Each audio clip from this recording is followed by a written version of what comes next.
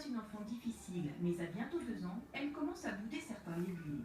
Pour continuer à lui faire manger du chou-fleur par exemple, sa maman a un truc, elle associe les goûts. Le chou, je sais qu'elle aime, mais de temps en temps, bof bof, donc sous la béchamel ou sous le fromage, ça passe bien. Mélanger les aliments est une bonne astuce pour faire manger de tout aux petits.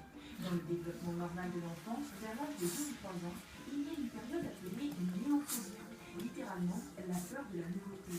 L'enfant refuse de découvrir des saveurs inconnues et rejette même certains aliments. On a constaté que les bébés qui avaient vraiment varié leur alimentation avant cette période de 2 ans, on retrouvait, passé cette période de néophobie, un bon niveau d'acceptation des différents aliments. C'est quoi ça, tu me dis? Pendant cette période, qui peut durer de quelques mois à plusieurs années, l'autre astuce est d'associer l'enfant à la confection du repas. Il peut, comme qualité, choisir et toucher les légumes au marché, mais surtout, il faut qu'il mette la main à la pâte. Une réalisation personnelle est toujours mieux accueillie dans l'assiette.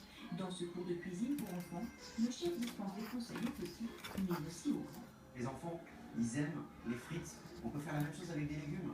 Vous prenez des carottes, vous prenez des courgettes, vous les taillez en forme de bâtonnet et vous les cuisez à l'eau.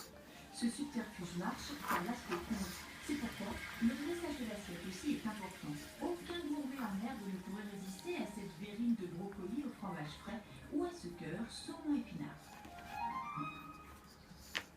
8 ans après sa disparition, ils retrouvent leur chien, Charlie. Un caniche croisé bichon s'était volatilisé dans la région de Montpellier. La SPA l'a récupéré ces jours-ci à Carcassonne. Grâce à son tatouage, Charlie a été rendu à ses propriétaires qui n'en viennent toujours pas. Noélie Claire, Sophie Val et Renaud Garnot. Charlie est un chien heureux. Ce caniche bichon ne tient pas en place et pour cause, aujourd'hui âgé de 12 ans, il a retrouvé sa famille après avoir disparu pendant près de 8 ans. Il a aussi retrouvé son meilleur ami, l'âne Marcel, et les 3 autres chiens. À l'époque de sa disparition, Agathe, l'aînée des enfants, avait 5 ans et demi, c'était son meilleur ami. Aujourd'hui, à 14 ans, elle trouve que Charlie a un peu changé. Il s'est apaisé quoi, il est devenu un petit peu moins fou, mais il a quand même de l'énergie. Il est très adaptable. Les autres animaux, je pense, l'ont reconnu. Il y a une semaine, la SPA de Carcassonne, à 130 km de là, a contacté la famille Fontenelle pour cette bonne nouvelle. Charlie était là. Son tatouage a permis de l'identifier. En fait, une retraitée l'avait récupéré. Elle s'en est occupée plusieurs années avant de décéder.